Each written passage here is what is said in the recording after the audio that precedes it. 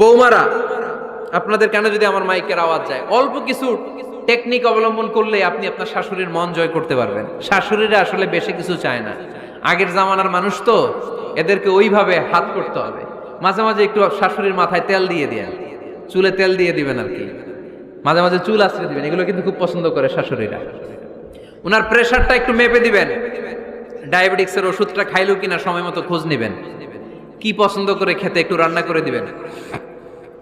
যেই বক্তার ওয়াজ শুনতে পছন্দ করে ওই বক্তার ওয়াজগুলো ডাউনলোড করে শাশুড়ি আম্মাকে দিবেন, ইসলামী বই দিবেন। দেখবেন বয়স্ক নারীরা মাহফিল যেতে খুব পছন্দ করে, ওয়াজ শুনতে খুব পছন্দ করে, নবীদের কাহিনীগুলো শুনতে পছন্দ করে।